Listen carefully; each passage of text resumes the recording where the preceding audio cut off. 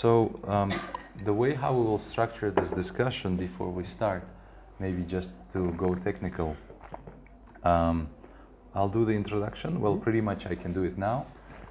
These are level 5 students, Okay. which is year 3. Sure. So this so this is a format. This is the module subject called entrepreneurial mindset. Sure. And this is my a hobby and one of my new let's say adventures of trying to teach as well. I do tutor. I tutor level 5 students on entrepreneurial mindset, and the next semester it's international business strategies. Sure. So within the framework of those 2 subjects, students are exposed to business cases. Sure. They get the lecture part from wonderful professor, and then they do seminars with the terrible tutor. No, I'm sure that's not the case. Yes, but the good thing about this is that they kind of get both theory and practice. Yeah. And we are lucky to have Behzod Ashurov, a shareholder and a CEO of ABNNB Group. Yeah, that's great. That is more famous to the country and the region with its brands such as Bond Chain, as many of you. How many of you have been to Bond Chain? Can you raise your hand? Okay, some of you still have not been there. How many of you are not familiar with Bond? How many of you didn't go to? Okay, couple of. Okay, you know what to work on. Yeah, in a couple of weeks' time to check their places. Actually, I think these are great projects. I was familiar. I mean, myself, I've seen it. Been your customer with Il Perfetto. When you said Il Perfetto, former current Mirabat, I actually remember that place. Yeah. That was a great place. Then some of other projects that you have been successful with, and I'm sure you will share a little bit of more about that. Yeah. But the great thing, Behzod, is that our students, I hope many of them already read the case. Yeah. So we can go and drill into the specifics Sure. of the business. Sure. But I'm very honored and proud to invite and thank you for joining this Pleasure. talk. The way we will structure is that you can just kick it off by Sure. your key, main things that you would like to underline through the case. And then I hope that our students have prepared some questions. Maybe they have some recommendations Sure. on the case. We have a couple of questions in the case, but your guys not limited to those cases. You can go beyond what is described in the cases.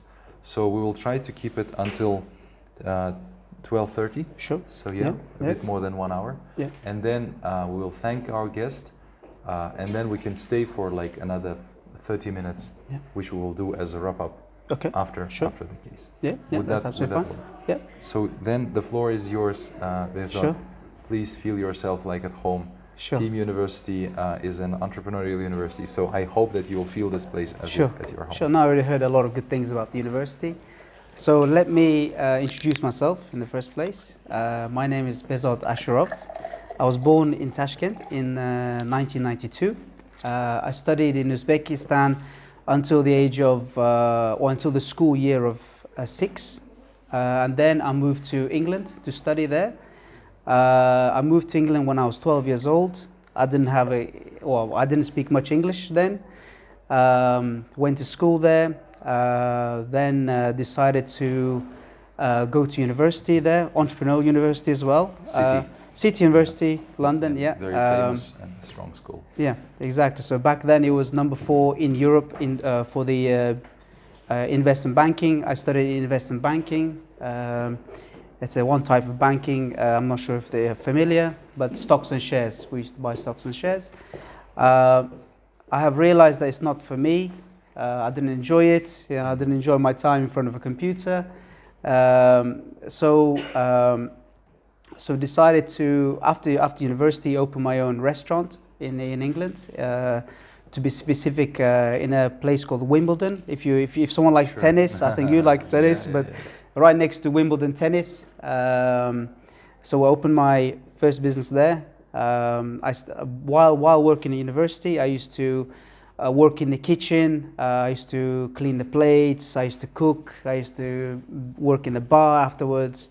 So I've went through the whole stages of operating a restaurant or working in a restaurant. So it was a familiar case for me. So we decided to open, and yeah, unfortunately, last year I sold my business in the UK to concentrate on Uzbekistan. Is it fortunately or unfortunately? Because fortunately. So obviously, UK is going through some tough time. So Yeah. I decided to sell it. I had a good offer, which I could not reject. So I sold it off. So that's about my career in the UK. I'm now 31 years old.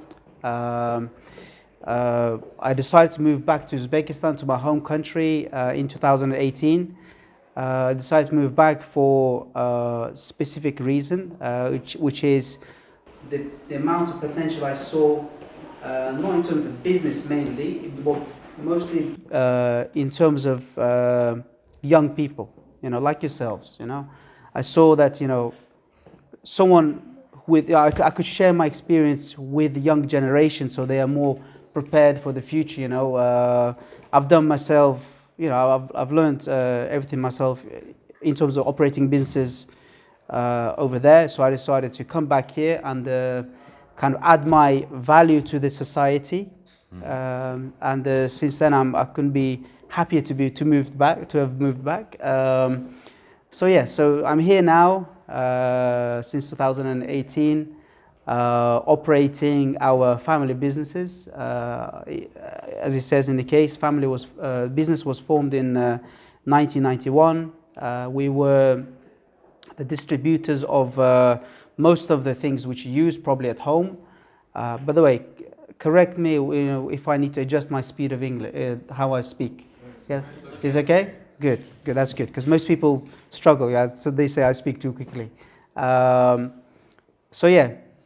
Family, it's a family business founded by my father, Hikmat Abdurhmanov. We were first in the FMCG business, which means fast-moving consumer goods. So you're probably familiar. Procter & Gamble. It's a big brand conglomerate. They have many brands, including what you wash your clothes with at home, to soaps, Ariel, all those exactly, and all those exactly, detergents and exactly, cleaning and exactly. everything. Procter & Gamble is around us. Yeah. Pampers, I mean. Yeah, exactly. These, a lot of the consumer brands which you use at home are I'm pretty sure most of you will come across Procter & Gamble before. It's either Unilever or Procter & Gamble, yeah, pretty much. exactly. They're huge companies. Yeah. And then our brands include Gillette. I'm not sure shaving things. So we were the first people to import here, and we actually distributed Nestle as well. Mm-hmm. One of the first people to import Nestle, water, milk, things like that. But in 2004, when the government decided to change its macroeconomic positions, as it says in the case as well, by that what we mean is that it was harder. Obviously, with these foreign brands, we need to pay them commission. We need to send the money abroad to them, to their accounts. So that has become difficult, and obviously it's not able. We need to pay them back, somehow, and we couldn't do it. So we decided to. Maybe it's the right time to change industry. Mm-hmm. So in 2004, we have opened our first restaurant, Il Perfetto, which is an Italian restaurant. And then, it was going so well. We were enjoying it. A lot of our customers were happy with what we were producing, offering, especially our club sandwiches. I think original club sandwich was born in Il Perfetto, not in Maxway or not in others. So that was going well, so we decided, okay, well, we're doing something right. Let's carry on with other brands. So we decided to open Bella Napoli, which is a pizzeria. Yeah, wonderful place. Yeah, thank you. It's more a family. It's a bit outdated now, but we are working on changing the concept. It's just vital how the businesses need to constantly adapt. Unfortunately, we have made a few mistakes, which I'll discuss later.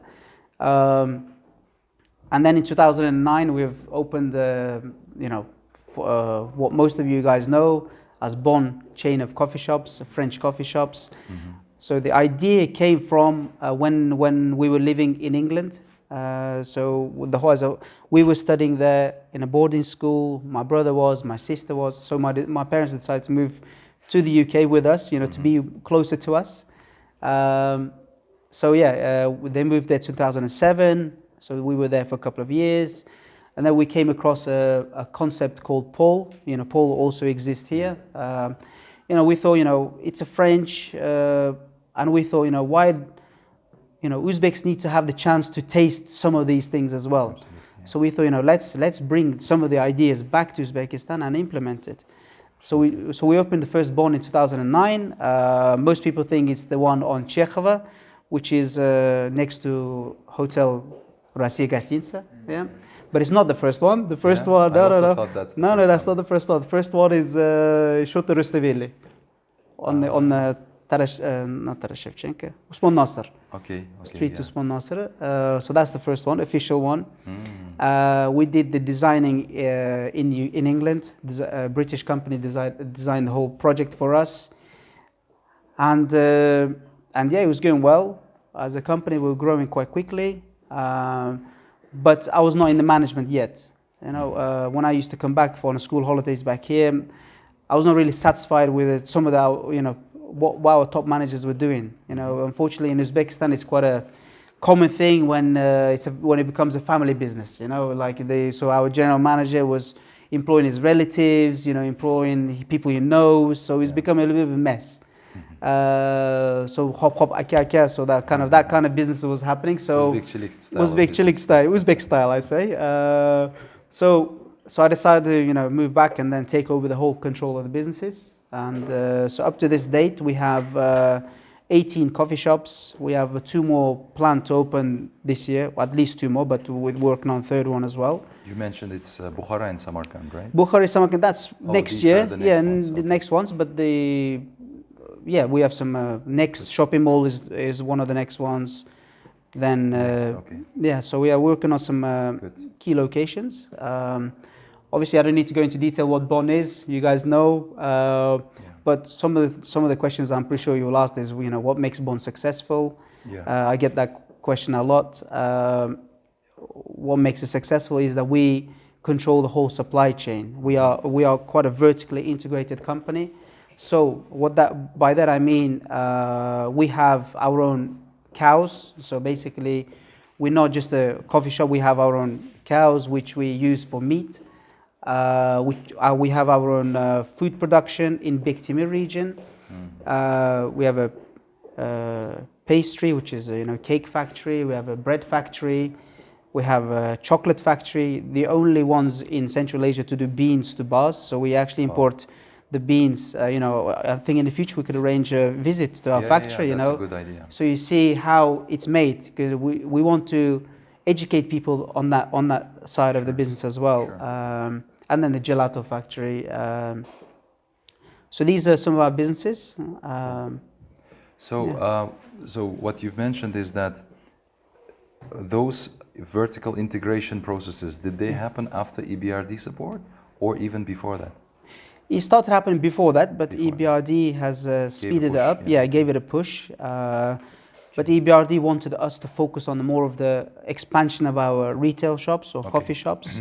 So that's why we've used predominantly the financing. But we have invested some of the financing in our logistics, in purchase of other equipment. Sure. Yeah. I'll just probably also add a couple of comments. You might also react on them, and then we can open it up for the Q&A. Sure. So my first impression about Bon and Bella Napoli and Il Perfetto was that you invest very heavily into the interior. Yeah. Like what I discovered is that you could actually spend much less money on the wooden panels, on cutlery, on a lot of very minor and let's say very detailed, orientation. Was that done on purpose? Because I have an answer that I heard, but I would like to hear it from you. Why such a big focus on those small details? And you can see that they are very expensive. It was done on purpose. You can't unfortunately buy quality at cheap price. Unfortunately, that doesn't happen. I wish it did, but it doesn't. So the whole concept was the bond is like our definition of bond is when you enter bond, when you just open the door, you should not feel like you're in Uzbekistan. You should feel like you're in Paris. You should feel like you're in France. That's the whole idea. So we tried to replicate that still in our designing aspects. But what the customer sees is just a small part. You should see some of our most of our kitchens. So to open one bond, it costs between $150,000 to $200,000 to open one bond.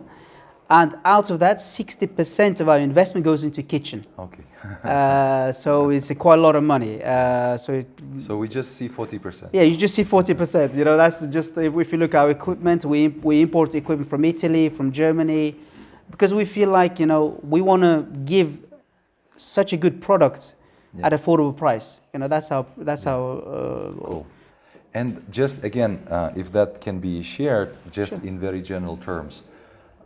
What is overall, let's say, return on investment? How many years? 3 years, 5 years, 10 years? No, it used to be around 5 years before, but obviously that's not viable for us. So we've decided to change a few components. Now it's ranges between 2 to 3 years maximum. That makes sense. But we are pushing on some new branches pay back within 1 year. So it all depends on location.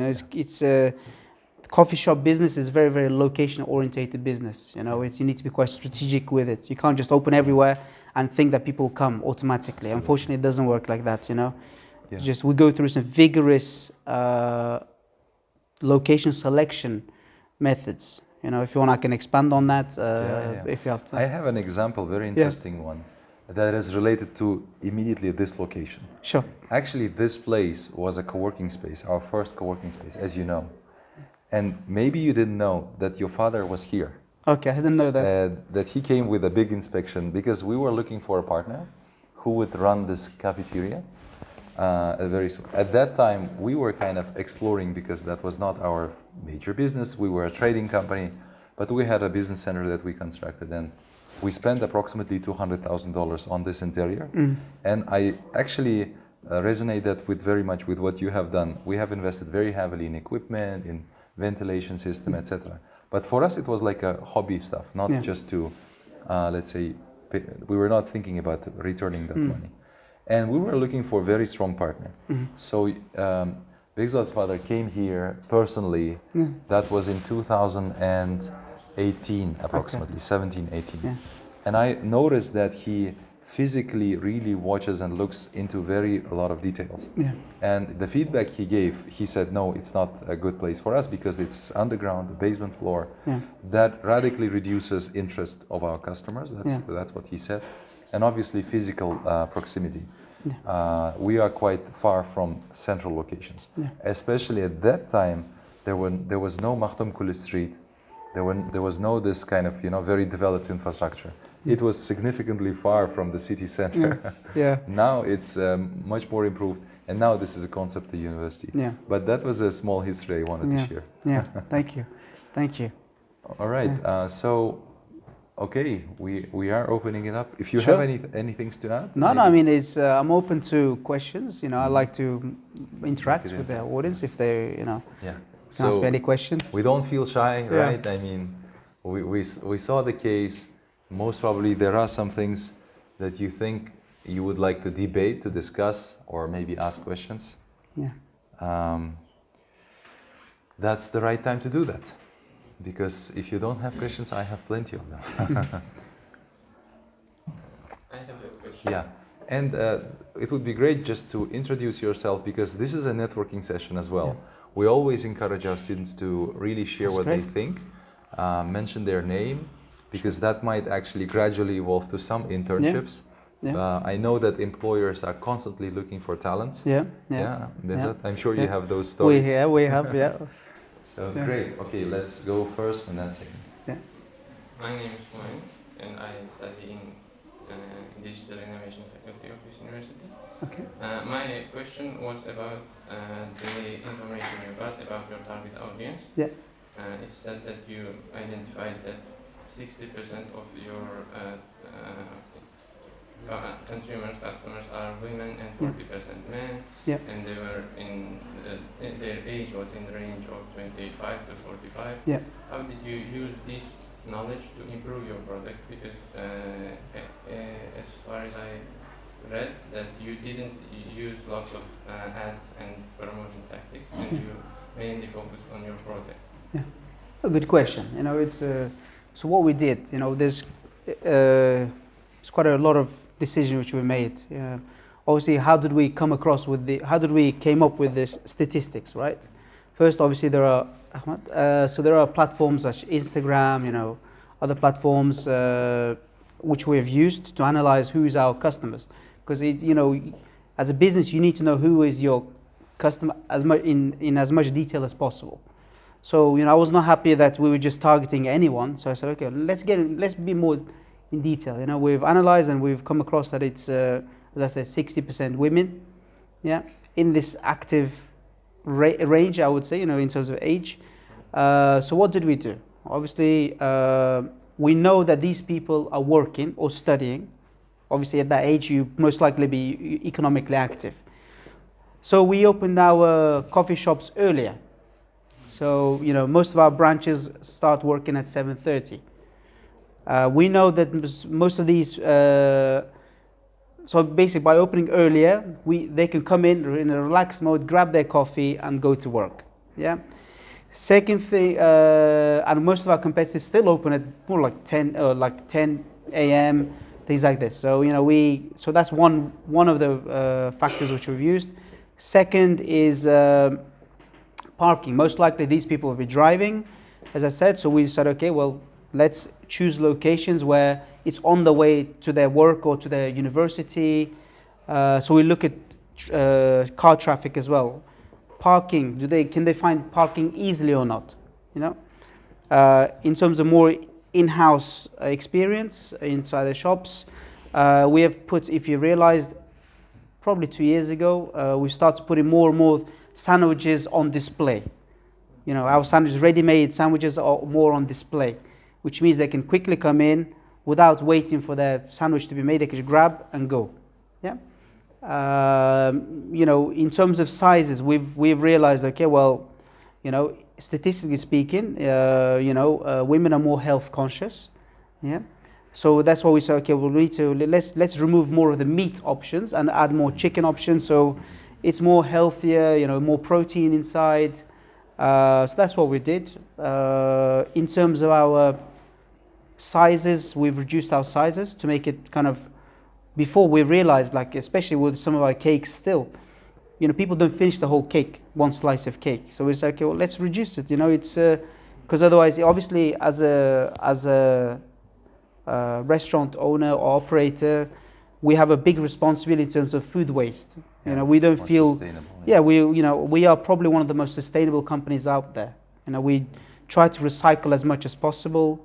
We try to differentiate our rubbish bins as much as possible. Food goes separately, and non-recyclable goes separately. So we do these things. So we've realized half of the cakes were going in the bin. So we said, okay, let's do something about it. So let's reduce the price, but reduce the portion as well. So that's what we did. What else did we do? I mean, in terms of if you look at our social media platforms, we use more of flowers. You know, we're more floral, I would say. We don't put everything in one picture. You know, more a lighter style, I would say. You know, the whole concept is adapted to become more lighter, more healthier, and more responsible. Yeah, so that's some of the things which we did. Good. Yeah. So, and that has a very principal point that you don't spend. Do you spend any money on SMM targeting, or because in the case you described that you expect that customers themselves kind of spread the word of mouth. Yes. Or do you still do some kind of additional supporting advertisement? We don't invest heavily into advertising. So probably for Bon, we invest maybe $150 per week or something like this. You know, on social media targeting, things like this. But you know, we believe that the product should be so good that the customers come for it themselves. There doesn't need pushing for it. Yeah, so we see that it's working. Obviously, we have some things to improve on. Yeah. How about new locations? Do you help them to the kind of where I live? Recently, you opened a very nice place, which is closer to Salam Chahma Salam on the right. Yeah. And this is a beautiful location, but it's not intuitively, obvious for people that, although who pass obviously see.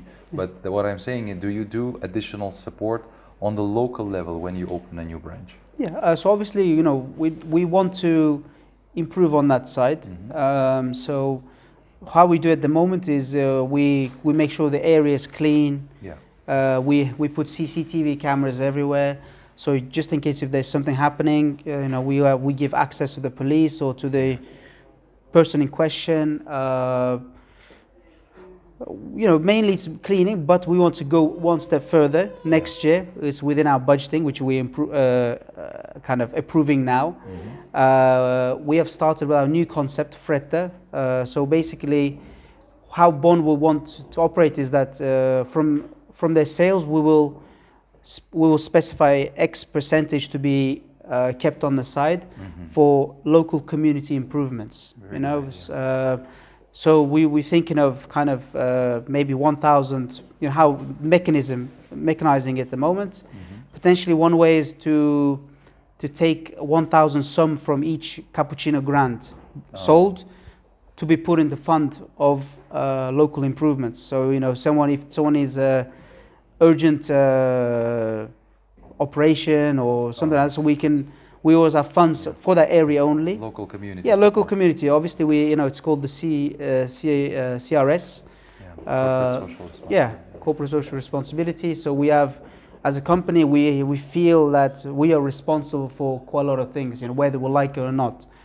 We take that quite seriously. As I said, food waste is one of the biggest effects we have on the environment. Sure. Energy, if you look, I don't have specific standards for the industry, but I'm pretty sure we operate the most energy efficient coffee shops because we buy some of the best equipment out there which is efficient, and durable. Yes. Yeah, and durable. So yeah, that's what we try to do. Please. I wanted to ask about delegation. Sure. Well, you mentioned that before it was like Uzbek style, and you are, I think, already eliminated it in your business. And I want to ask about strategies, like what you do, like in order to make it more modern, I think. Sure. So what do I view as Uzbek style of management, right? It's again, this is my personal perspective. Such a terminology doesn't exist, I don't think, or it's not well defined. So Uzbek style of management is the one person makes all the decisions, whether that's buying, for example, toilet paper or buying a new car or something. Just one person makes centralized decisions. That's not sustainable. People can only make X amount of decisions per day. For me, I know that I can make potentially only 10 decisions per day. That's it. My capacity is there. So what we do is we put frames. We give, for example, our top management. Okay, these are your frames. You can move inside this frame, but you can't go outside. And we define the rules of the game. So, for example, you can't just start buying more than 10 million sums per day of something, right? So we put limits, which they're aware in advance, and then they manage within those budgets. Really, budgets, or it doesn't have to be financial. It could be kind of, for example, if you're implementing a new sandwich, I can say you don't need my approval. You can make it yourself, put on test. If we sell more than maybe 100 million sum per day of that item, then you come and tell me, something like this. It's delegating, but when you delegate, it's important that you set the rules of the game. If you just delegate, people, like me, if someone tells me, okay, well, you can do whatever you want, I could physically do anything I want. But obviously there should be rules. Sure. Otherwise it can become out of control. Yeah. I think the key importance of the delegation is that when a supervisor passes some task below his, let's say, below in the functional chart, it is very important that we come back and check what's happening. Because a lot of the business owners think that delegating something means that you kind of pass it over and you never actually come back and ask what's happening. And there should be a feeling that you're still responsible for the end result. Yeah. So, Доверяй, но проверяй. Да, доверяй, но проверяй. So basically, the constantly check. So probably if something works well, you then implement the idea in other branches as well. Exactly. What about ERP? Like, how do you analyze and which ERP system do you use? So we use ABNNB, the 1C ERP, which is a standard decision. We wanted to implement some of the most advanced systems, but unfortunately, we're not ready as a company. There's a lot of, I think Karzinka use the best SAP, one. Yeah, there's multiple versions, but for us, this is our capability at the moment. Because whenever you use systems, you need to analyze your capability. You can't just buy any system and implement it. For systems to work properly, you need to have the right inputs, in the right time, right metrics of it. Sure. So we've realized that we're not good enough yet for some of the best systems. Unfortunately, it's our we didn't invest enough time and finance into this. So that's the price we pay, and we're working with a simple system. I would say it's not bad, but it's simple. Yeah. So basically, we also use Bittrex 24, 1S, among those that you mentioned. But there's also restaurant software, right? Yes. That you use. Which one do you use? We use ICO. ICO. ICO. Because there are few providers. I know the big one that everyone uses. What was the name? The owner. There are few softwares that cover pretty much whole restaurants. I think 3 or 4 of them. Yeah. One is developed by Sanjar Maksudov. Yes. Joey. Jovi is there. Arkeeper. Arkeeper, yes, Arkeeper, exactly. Which is mostly run by this Chekhov's people. Yeah? Yes. Yeah. Stomach, yeah, exactly. Yeah. And the third one that you use is ICO. Yeah. Good. ICO.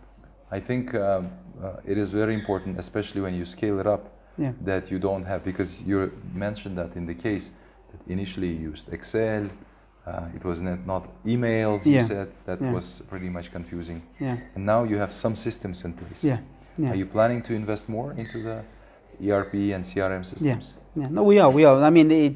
In this modern day and in this scale, the only way to survive or to manage businesses is through automation, is through communication. When you grow a company, the communication becomes the number one problem. How do you communicate one message to everyone? Unfortunately, as I said, we didn't invest. Probably we have delayed our investment into this because we thought it was not necessary. But pandemic has proved that it's vital for us to survive. When people everywhere working from home, working from anywhere almost, you need to keep the communication flowing. So that's when we realized, now is the right time. So we planning to go even further. So, for example, all of our salaries are calculated automatically. Just within one press of button, all the salaries are calculated. What else? So next step we want to take is potentially using AI technology to predict the future trends or to predict our future orders as well. We want to automate ordering system. We want computers to analyze what's selling, what's in stock, what's out of stock, and then give a kind of pre-order to our production so they can prepare, and then the manager just checks if it's good, if it's bad, because like our business, it depends on events like Hayat, all these have big events on us. Temperature, so when it's cold, it's good for us. So we sell more coffee. So it's just there's so many different factors which we need to take out. Interesting. But so it's quite an emotional business. It is. You need to. It's more we're in people's business. We need to. We analyze consumer behavior. We are. That's especially my zone. I like to analyze how people think, what they're thinking, what kind of problems they have, which we could solve. How can we help? Mainly helping people. As they say these days, especially, that economics is a very much behavioral science, right? Yeah, exactly. Previously, it was more. The idea was that economics is about formulas. It's about arithmetics. it's still about that, but it's very much about people's behavior. Yeah. Exactly. Exactly. Exactly. Okay. So, any other questions? Yeah. Go ahead. Okay. The first thing that needs to be that we want to thank you for this opportunity to have like questions Thank with you. you. And the question is kind of from my job. I Sure. work with HR and psychologists with people. Okay. And I know how it's hard to hire people. Like Yeah. the problem with personal. Yeah. And I read from the article Yeah. that you hire people, and Yeah. some of them are going to the UK and study Yeah. there. Yeah. Then it comes to Uzbekistan and Yeah. they optimize to Yeah. here. And the question is how the way you hire people. So the way of hiring, it depends on each position, depends on the level of management. Yeah, like the best ones. So the top management. So first thing we look at is would they fit in our company culture or company values. We have our values. Some of them are, respecting each other, no swearing, no shouting within our office. It could be never. We don't tolerate any of that. Family values important for us. Are they family or they mainly we are looking at first the soft skills. I would say we analyze. Okay, who do we want? We specify who we want. It's very important that you sit down and you analyze exactly who you want. You need to draw a picture. Almost you need to paint the person in your mind over there. By painting, I mean writing what they do, what they will. And you need to write down, very important, but what are your weaknesses that person needs to fulfill. Because obviously as a business owner or a CEO, you can't be amazing at everything. It's impossible. So, we hire people, for example, if I'm weak at one finance, for example, I will target that area. Which part of finance? Is it cash flow? Is it that? We define, and then the more defined the search is, the better result you get. Yeah. And then obviously, as I said, soft skills, we look, how do we look? Obviously, we look through our friends within within the business, LinkedIn, headhunter, things like this. And then there are various stages of interviews. So first with our HR director, if it's top management, then if it's my zone, for example, if it's sales and marketing, then it's mine. Then after that, it's the was kind of informal board of directors, which is my father, my brother.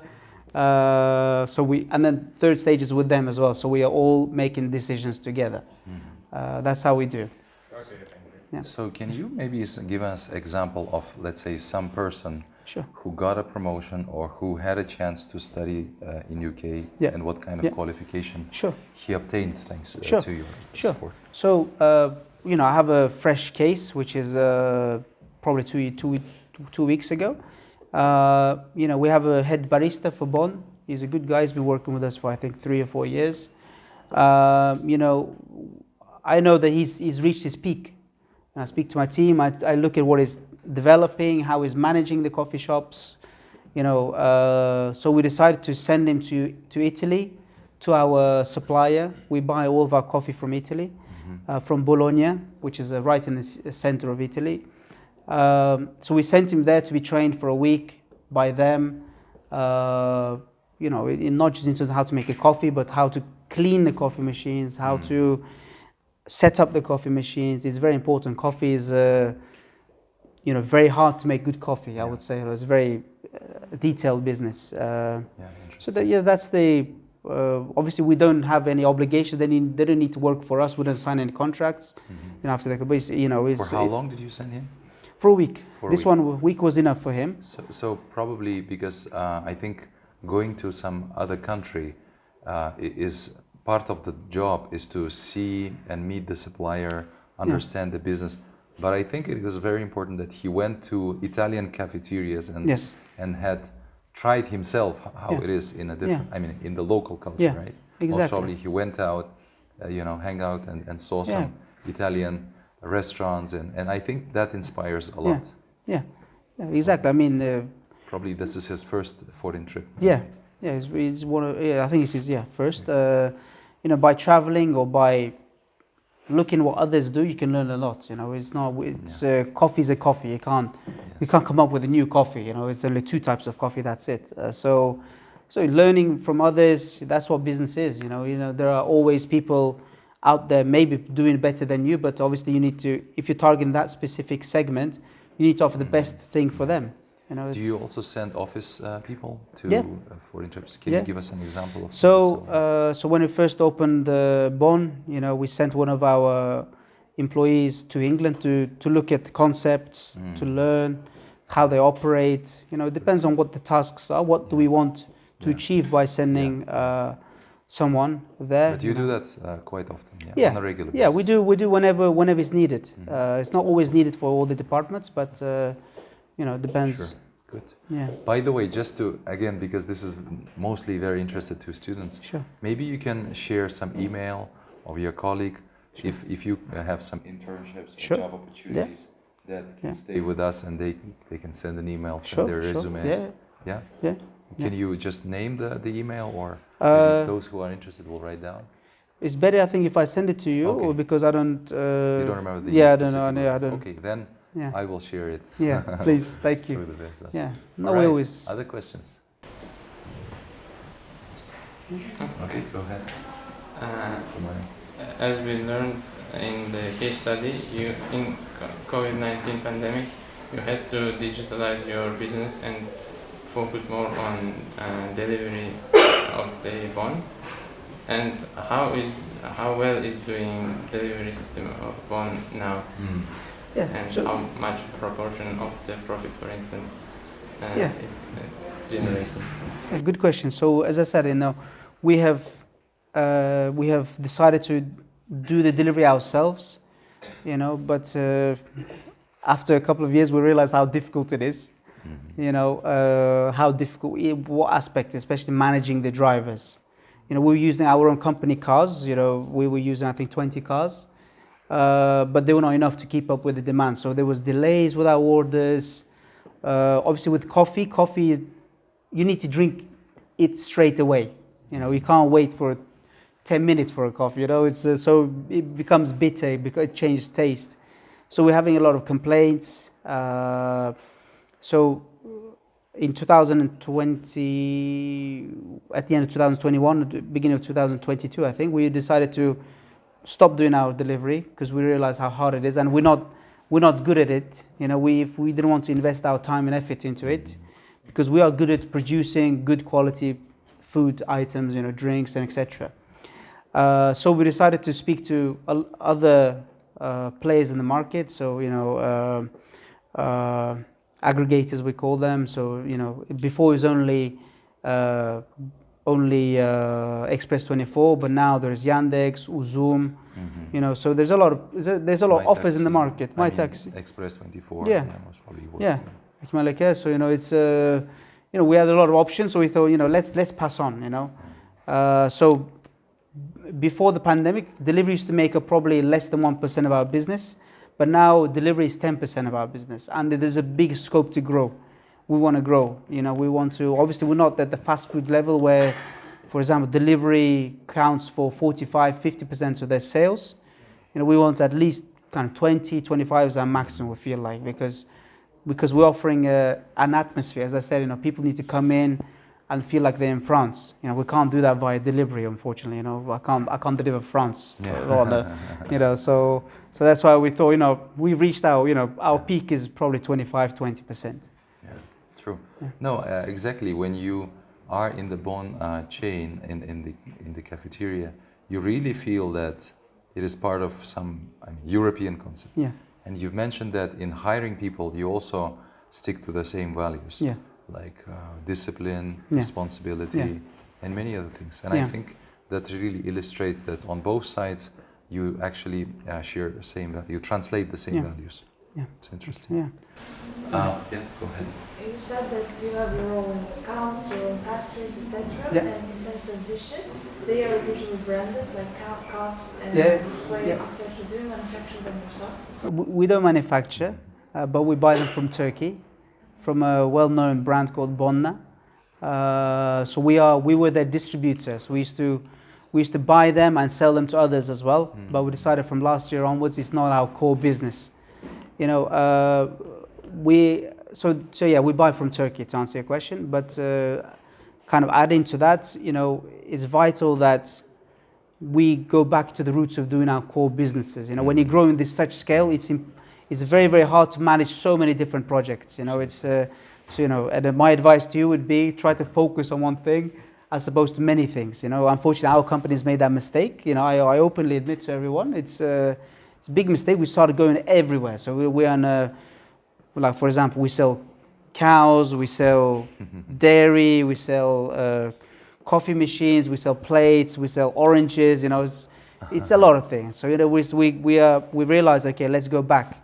Let's streamline our business so we can focus on what we're good at. You know, so, you know, unfortunately we need to make some sacrifice. So we deliberately lost the contract from the Turkish supplier. We said, look, you know, they wanted us to work, but I said, look, it's not my core business. Unfortunately, I have to stop working with you. Yeah. Yeah. We just import for ourselves. Yeah. We went through the same experience because on the peak of this, let's say, strength and thought that you can do anything, we had up to like 13 or 14 business directions. Yeah. Trade, finance, tourism, leasing, you know, lots of stuff. Yeah. And then we expanded our trade. We initially were doing business with China. Yeah. Then we started doing it with other countries. Yeah. But gladly, market actually taught us that this is not going to work. Yeah. Yeah. And especially when you have plans of tripling almost the number of the branches, it will probably be very challenging to keep, you know, this very much diversified business. Yeah. So are you ready for that? Is your informal board of the trustees ready for that drastic change? No, we are. You know, we are, and this is only the beginning. You know, we make some big decisions. We have some big decisions ahead of us. You know, we are not scared to take them. It's we could be wrong, we could be right. We don't know, but time will show. But intuitively, you say and advise that young people should stick to some specific focus. Yeah, exactly. Yeah. You know. All right, so if we don't have any overall questions, I suggest we move on with these key questions. Sure. And it would be great if students would share their thoughts, and then you would react on them, because it is such a great opportunity for them that we have a person that actually manages the whole team, and they can actually immediately hear your thoughts about that. Sure. So the first question that goes is, how would you assess the decision of ABNNB owners to change the industry from trade to service and hospitality? Would it be right to consider complete change of geography, for example, as an alternative? Or maybe some other options when they had this problem, because we went through the same thing. Yeah. And you probably realized from the case that it was not just ABNNB problem. It was the problem for the whole country and all business people who were in trade. Can you imagine that you have contracts with different countries, Switzerland, United States, China, Korea, doesn't matter, and all of a sudden you are not allowed to do the currency convertibility. So all your obligations are stopped, and then there are huge currency fluctuation risks. Because if you buy something, especially for dollars, and you sell to your customers in local currency, in case of the fluctuations here in the market, nobody really cares. I mean, your suppliers don't care how much you lose. You have to commit and you have to pay. So there are a lot of risks related to trade, but especially they become even more, let's say, bigger if you don't have currency convertibility. So do you have any other suggestions to ABNNB? Maybe they should actually go back to UK, do business in UK, become another Costa or another Starbucks there, or maybe European plans, Turkish plans, or maybe do something else. Like, for example, many of business people who were in trade, they went into manufacturing in Uzbekistan. Because if you are going into the production, into manufacturing, again, you are pretty much securing yourself from those risks. Or become a local company, but maybe in another industry. Maybe provide some kind of services within your core competitive advantage that you had. which was, let's say, FMCG. Yeah. I know people who started to produce soaps, for example. Yeah. Who started to do some other FMCG production in Uzbekistan. Yeah. What do you think about that? Any thoughts? Any ideas? Any challenges to ABNNB? Challenges every day. Yeah. Or they chose the best strategy. What do you think? No, I guess this is like the best strategy because you decided to like come into like empty space zone. Yeah. And you decided to open the first thing was perfect again. Yeah, it's perfect. Yeah. And I guess if it works well in Uzbekistan and you have still a business model, why don't we just like continue working on it? There's kind of no point to go like abroad and something like that because we have like strong here. Yeah. So that's like that. Yeah. So the question to you is, why do you think they started cafe business, like cafeteria business? Because due to the like government things, it was like a really nervous situation, and there was like no other option to stay in a trade market, and they had to move and switch something. They had to like adopt. That's a very good point in terms of business model. Yes, I understand. But why do you think they decided to launch specifically European style cafeteria rather than, let's say, massive milli taomlar, for example? It could be the way. Why they chose? Does it have to do with their personal values? What do you think? There are two ideas maybe, because like the person, like you like from UK and you have this kind of mindset, and you decided to make something here because we don't have something like that, and you did it well. So. And the second, you said there are two. No, I forgot the one. But I think what you are saying is exactly to the point that you should capitalize on your personal values and interests. Because some of the business, let's say Bahreddin Chusti, do you know the guy? Yeah, Bahreddin Chusti is a wonderful chef that creates wonderful milli taomlar. And he brought it to the peak. He got this Guinness record. He exported plov to London. He did it in Tashkent, and this is his personal passion, and I respect that, and this is really great, because when you do something that you enjoy, you never work, you just do whatever you like. And what was that specifically that was in your philosophy of your father and your family? It was, and just to come back to Chusti, he used to work with us before. He used to work before he's famous, so we developed him. You know, he's developed him. So we develop a lot of candidates for the market. You know, if you look at our top management of many FMCG product distributors, most likely they would have worked at ABNNB Group in the past. So it's an interesting fact. We know that we are almost a school for our industry. So you know, we take it with a great pride. We don't feel bad about it. It's good. You know, we can go anywhere. You know, we could be like friends. You know, we have friends everywhere. Luckily. This is great. So in terms of yes, you know, personal values are important because it is your business at the end of the day. You know, you need to reflect. You need to find people who reflect the same views as you, same vision. Because you know, the worst thing,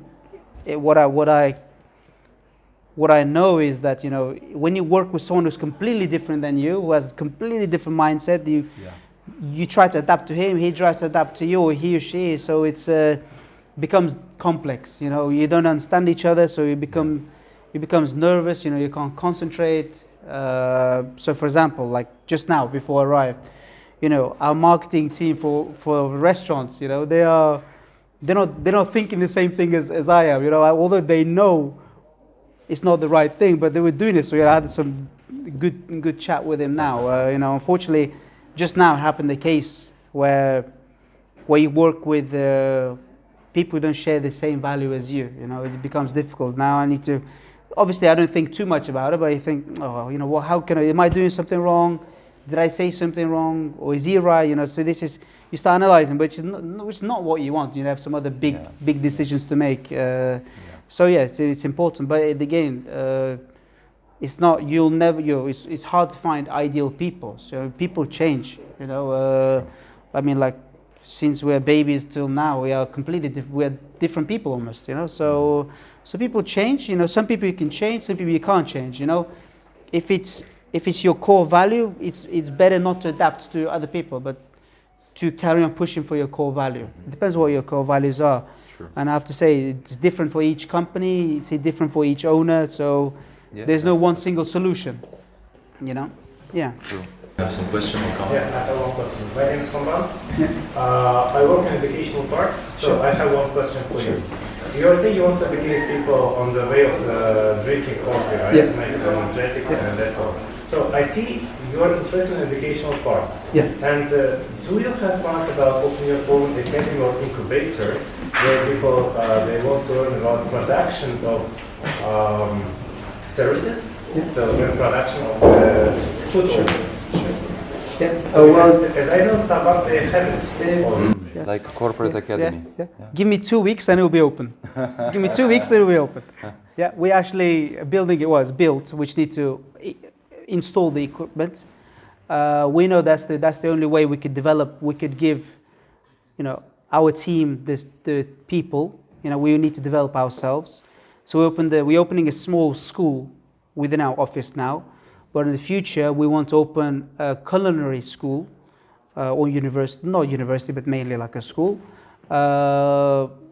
where we develop not just people for us, but people for the whole market. Yeah, by sharing our experiences. You know, it's hospitality is a very people's business. You know, it's all about educating people, showing how it's done, because you can't really learn in theory, unfortunately. You know, so you need to physically try things like coffee machine. You know, I'm pretty sure, you know, if we put a coffee machine here, not many people will be able to make a good coffee. Yeah. You know, so it's quite a complex. So it's so yeah, we are working on it. You know, but we want to scale it in the future. That's the only way we could grow and give staff. Yeah. All right. So I promise that we will complete at 12:30 Sure. with our guest. I'm sure he has a busy schedule. Yeah. Thank you very much, Behzod. Pleasure. That was, I think, a very insightful session. We will download this to our YouTube channel Sure. if you don't Yeah, mind. yeah, no, I don't mind. Thank you for sharing the case. Yeah. The way how we do it now, that business owners and CEOs, Yeah. they send me an audio and Yeah. I put it in the text format. So sorry if I missed something. No. But, I tried to kind of consolidate into one, 2-3 pager. Yeah.